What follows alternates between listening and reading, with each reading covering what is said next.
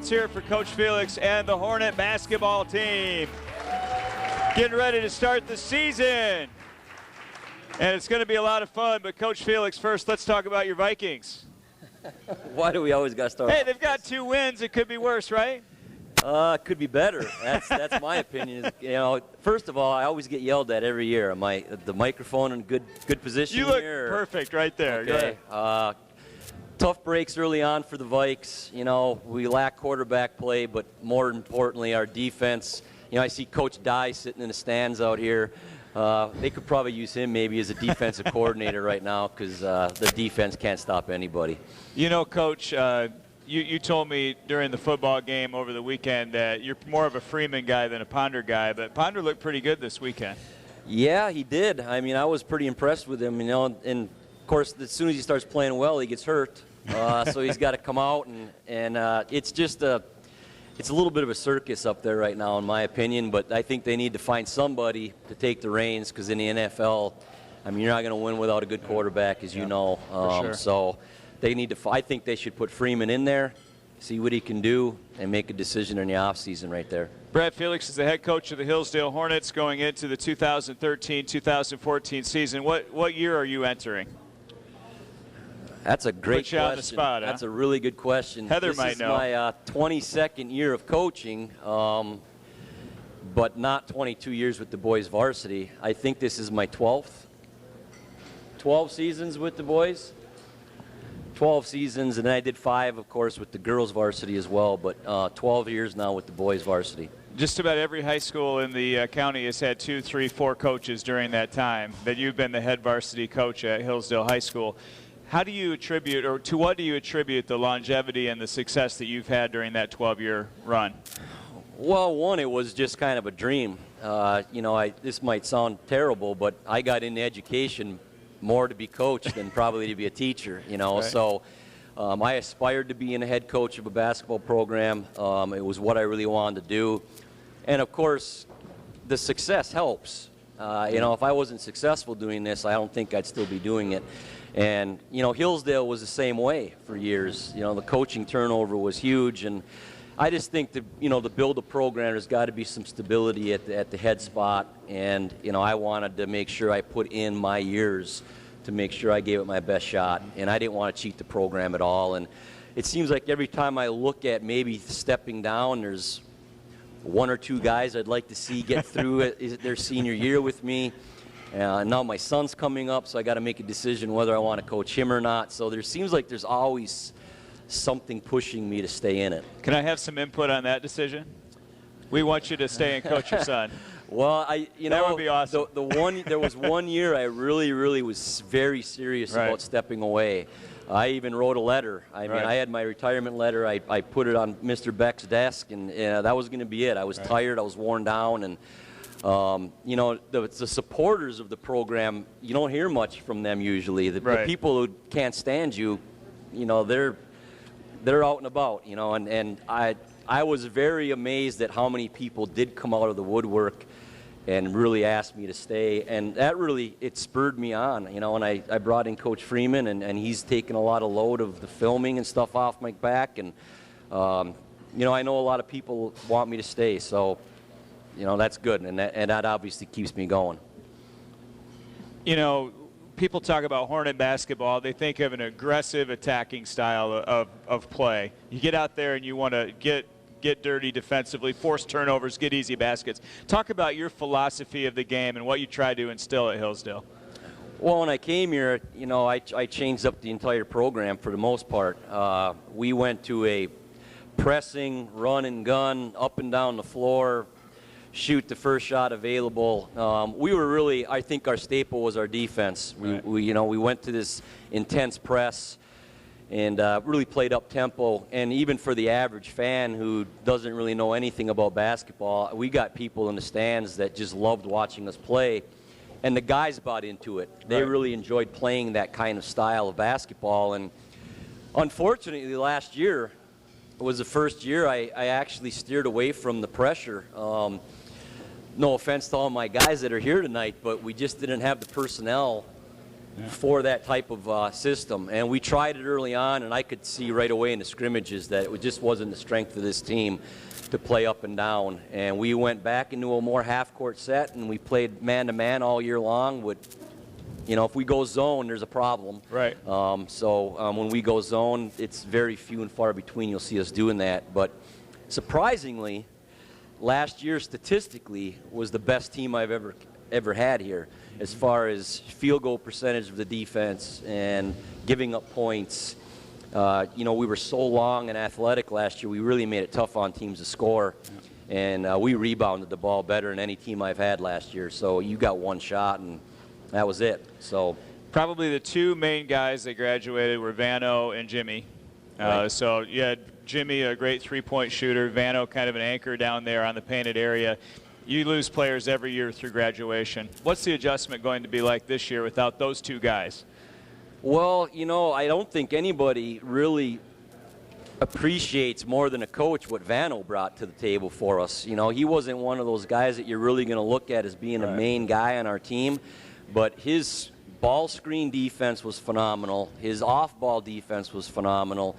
His strength inside against other bigs was, unless you actually went and pushed on him once in a while, you don't know how strong that kid was. He shut down other big guys all year long. So we don't feel like he knew all our plays. He was a great screener.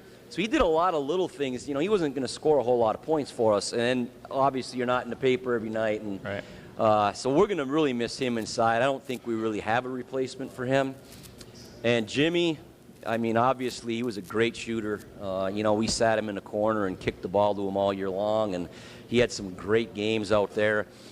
And again, I don't really think we have a replacement for Jimmy. We're not bringing up a whole lot of new guys from the JV. Right. We have a lot of veterans on the team, but I think if we're going to replace them, it's going to be through improvement of the guys that are coming back. A lot of these guys are better than they were last year, right. And we'll have to make up for it that way. You have Ben Baxter, who's new. He could filter into the lineup during the course of the year. The starting five is pretty much set from last year, it seems like, going into your practices and all the rest of it. Are there any names that fans haven't heard a lot of that could crack the rotation going into the year? Well, early on here, anybody could get in the lineup right now. We have barely begun, and we right. are already injury-riddled. Right. Patrick Drews is on the shelf till probably the Christmas time area, and that's a huge hit for us. Right. Defensively, he's 6'5", and offensively, he's going to be a double-double guy for us. Ben, obviously, he's got to learn our system yet. We're glad to have him over here, but he's not eligible to play till the end of January. Right. So he's not really going to help us early on. And, Tyler Lash sprained his back yesterday. Joe Phillips got a little Achilles issue. We got, Kyle Bernard's getting an MRI tomorrow on his ankle. So we've got a lot of concerns right now going into the season. The one guy who opened my eyes this summer that a lot of people probably wouldn't recognize is Trey Conrad. He has a very good opportunity to crack the starting lineup this year. And I would look for him as we kind of call it the rabbit, but we try to get one guy to get out and run the floor for us. And he did a phenomenal job in transition this summer for us and really surprised me. He's a great defender, and I think he'll be good in our transition offense. So he would be one player for sure that I would look for. Trey Conrad, the over and under is 6 in-game dunks for Trey Conrad this year. Is it higher than that, Trey? More than 6 in-game dunks this season? We'll see. Okay, that sounds good. Are we lowering the rims then, or is that? Talking to Brad Felix here at the Broad Street Downtown Market. You brought your captains with you. Why don't you introduce these two young men? Yeah, it's obviously we haven't even really begun yet, so this is definitely a season preview. I really haven't named these guys captains right. yet, but I in my heart that's who I'm going to go with, and so these guys just found out they're going to be captains, but I think deep down they kind of knew it anyway. But both are seniors, both have been on the varsity a number of years. Brandon's 4th year, and Andrew put some time in as a sophomore and was up here for 3 years. So Andrew Wilcox, a senior, and Brandon Beischer, a senior. Good to have you guys. Brandon Beischer, come on up here, big guy. It's not right that I can't believe that you're a senior already. It's hard to believe. Isn't it crazy? Feels like it was just yesterday I was in middle school.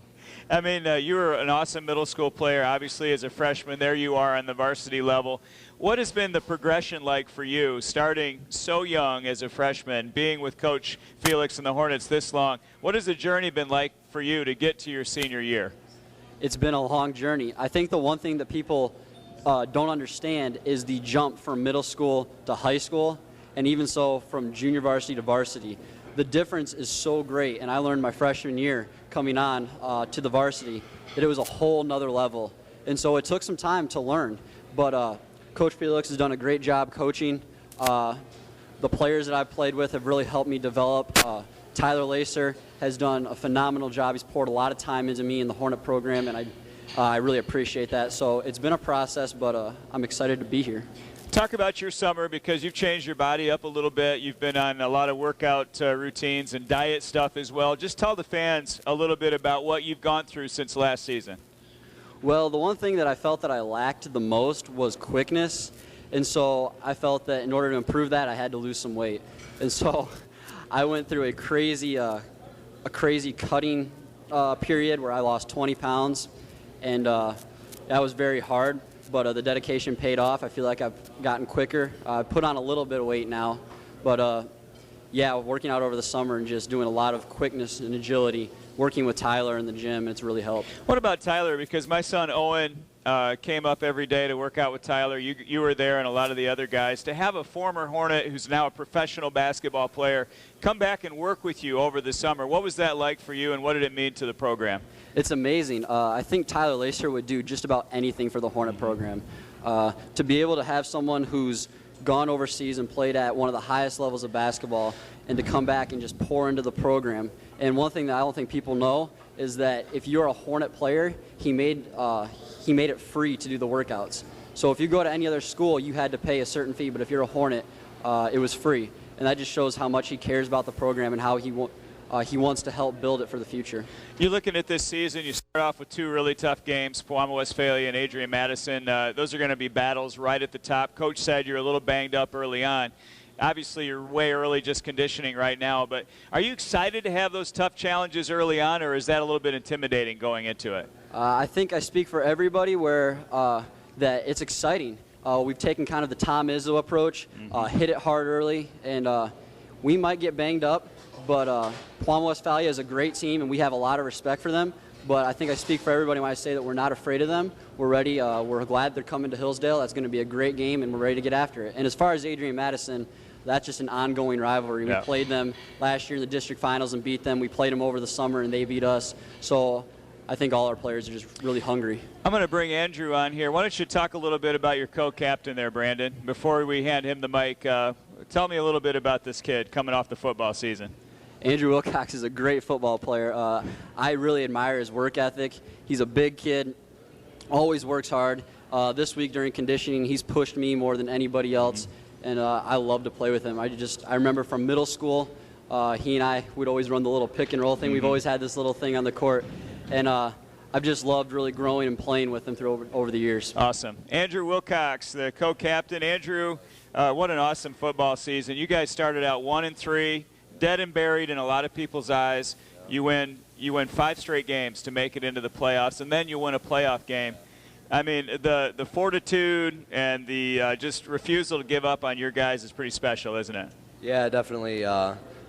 Like you said, a lot of people counted us out from the very beginning, you know, starting 1-3, I think it was. So it really just shows how hard we really do work, and we're not going to give up no matter what. I mean, Coach Lemron, Coach Kirby, all the coaches for the Hillsdale football program really just do a great job, you know. In the off season, they put it into our heads that if we work hard, we're going to succeed, and we really do. I mean, we work hard, extremely hard, and you know we're going to do good. So.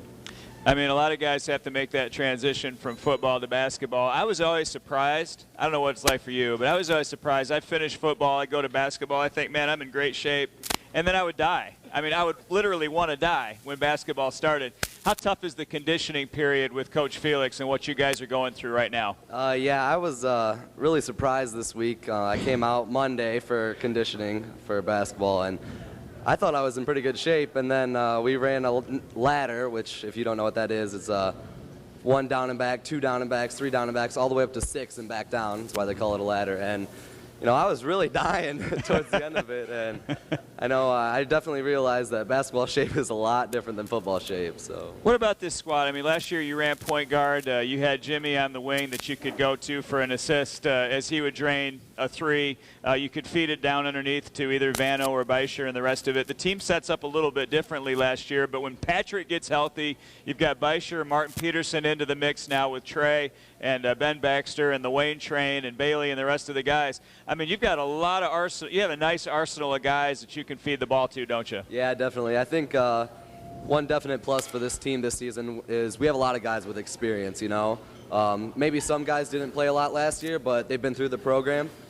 They know our defensive philosophy, our offensive philosophy, our plays. They know how Hornet basketball is supposed to be run, and I think that's really going to greatly affect our team this year. You guys had an incredible season last year. You won all kinds of games. You win a couple of playoff games. Obviously lost a very tough battle against an excellent team down the road. When you left the end of last season, I talked to Martin and I talked to Beischer and a couple of the other guys. They weren't ready to be done. I mean, they were just as hungry as when the season started. You would think after a 4-month season you might be kind of sick of it. Those guys were ready to get right back at it. And every time I come to the gym to pick up Owen, I see you working out, or I see Beisch working out, or Martin, or any of the other guys. It just seems like you put in the time in the off season to get the results during the season. Yep. Yeah, we definitely do. That's just really a Hornet tradition, really every sport, no matter what, not just basketball, not just football, every guy, every sport, ladies too, yeah. Always just working out constantly to really make sure that we uphold the Hornet tradition, because every sport at Hillsdale has really been has always had a winning season, basically. Mm-hmm. So we all just want to uphold the tradition, really, of being good Hornets. So when does the practice actually start? Is that next week? Yep, it's next week. So then you don't have to run anymore once practice starts, right? Definitely not. We're for sure going to be running a lot more. So Coach wants to keep you in decent shape, huh? Yep. Andrew and Beischer, we appreciate you guys being here. We're going to take a quick break. When we come back, we're going to get Trey and Patrick up here and talk to them for a minute. We'll also finish up with Coach Felix in a couple of minutes as well. As you continue on listening to the Timeout Show, live from the Broad Street Downtown Market on WCSR. Patrick Drews was the left tackle for QB1 Martin over here. You got a little banged up in the Jonesville game. What happened? How did you get hurt in the game? Well, making a tackle, and I think actually Nate Boardman. We had a tie tackle there, and I fell down and my knee got caught and I went the other way, and it just hurt a little pop. So it just wasn't initial pain because of the adrenaline of the game, the excitement and everything that was happening. So I continued to play on it the rest of the game. Actually, it happened about the third quarter. So throughout the whole thing, I mean, the excitement and everything just kept me going. So you're going to be out for a while. We don't know exactly how long yet, right? Yeah, we're hoping around 5 weeks. Okay. So if I can get back before Christmas, that would be great. I love to play in the Christmas tournament. So Patrick, in that last playoff game, the one that unfortunately the Hornets lost, you were all over the place. I watched you play a lot of games last year. You were possessed in that game. It seemed like your will kind of kept the team in that game for as long as possible. Did you just feel like you were in the zone that night? And tell me a little bit about that game. Yeah, I mean, when you have a team as what we do, I mean, starting off 1-3, as everyone knows, we're not even supposed to be in that position. Right. I mean, people were counting us out the fourth game of the season saying, well, I mean, you guys next year. And with the coaches and everything, we just continued to fight. And with the team and that bond of not being able to lose, you can't break the tradition that the Hornets have. I mean, you have to play as hard as you can, every single play, 100%, just to do it for your guys and your team and your community. So, I mean, it was in all of us, and we were all excited to play. What about this basketball season? Obviously, you're going to miss the first part of it, but you've got your boys back around you for the most part. Is it going to be tough for you to start out watching your guys play and you over on the sideline? Yeah, I think it's going to be really hard because, I mean, I love the game, and I love being with these guys, and I've played with them for a few years now. And just watching them play and not being able to do anything at all to help them and the excitement that the team, all I can do is encourage. It's definitely going to be hard. So once you're able to get cleared, is it going to take you a few practices to kind of get back in the flow? I mean, how is that going to work? Yeah, I'll definitely be excited to get back. I think especially that first game back, my adrenaline will be going. Excited to play with the guys. And it might take me a practice or two to get back in the hang of things, get my shot down and figure out what I'm going to do with that. So it's going to be an experience, and I'm just going to have to tough through it. Last question for you, Patrick. Talk about your off season. What did you work on as far as developing your skills for the season coming up? Well, right after basketball is over, about a week later, we start AAU. I play with Martin. We play all summer, and we go a lot around Michigan and Ohio and Indiana. So AAU is a big part of the game, and I know it's not – I mean, there's a lot of competition that you wouldn't see in just around our area. You get a lot of experience from the new people that you see. So Martin and I have been working a lot together to try to improve our game as much as we can. So AAU has just been great. All right, Trey Conrad, our last Hornet we're going to talk to here tonight. Trey, another one of the seniors on this team. And, Coach said it, he's looking for a big step up for you. You played a role last year off the bench and now a chance to crack that starting lineup. How excited are you for the season coming up?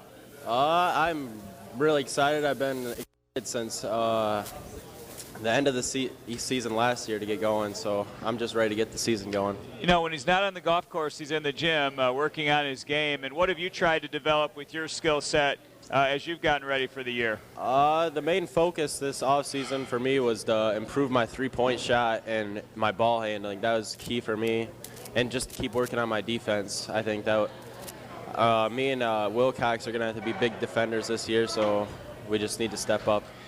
For me, when I watch you play, you're one of those guys that, maybe you won't have the most stats, you won't lead the team in scoring or rebounding, but you're going to make the little play. You're going to dive for a loose ball. You're going to make a deflection happen at a key time. It just seems to me like you're one of those glue guys that kind of holds everything all together. Is that a role that you like, just being out there doing anything you can to help the team win? Oh, yeah, I love doing that role. Playing defense, I love playing defense. Probably my favorite thing, and I just want to win. That's all I care about. Whatever it takes. Yep. Thank you, Trey. Coach Felix, you're starting off this year with a couple of tough ones. Pauama Westphalia apparently is state ranked already. Adrian Madison, a big athletic team. What about the way the early part of the schedule sets up for you guys this year? Well, obviously we set up the schedule without knowing we were going to have all these injuries. Right. But, Beischer took a line for me a little bit there. We kind of went with the Tom Izzo approach, and, I'm not saying we've scheduled cupcakes in the past by any means, but, Westphalia is a huge step up. 2 years ago they were phenomenal, and last year their loss in the districts was to a team who made it to the state finals and lost by 1 to Beecher. Right. They've got a phenomenal team, and we get them on our home court, and I just want to challenge our guys.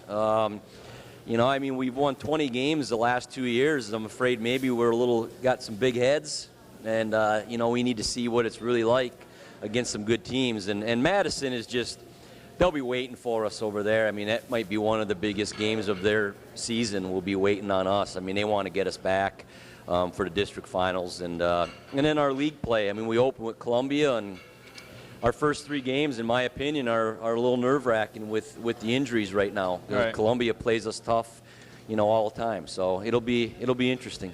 Coach, you're always there when I need you to talk a little Hornet basketball. I appreciate you inviting everybody out here tonight, and we're always rooting for you. Best luck this season. Hey, thanks. I appreciate you having us on, and I tried to hype this up as much as we could. And as you can see, I one plug I'd like to give our guys before we leave is it's one of the greatest teams I've coached as far as just individual players. Right. As far as just men off the floor, they're great kids. They stay out of trouble. They get good grades. They're coachable. They give me everything they've got every night in practice and in games. And as a coach, I appreciate that, as well as their parents.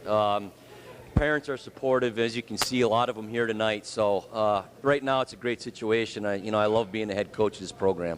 We love watching your team, and we look forward to the first game. What's the date on the first game? 12-10. We've been chanting that all week. December 10th. At home. Hornet basketball. Thanks, Coach. Thank you.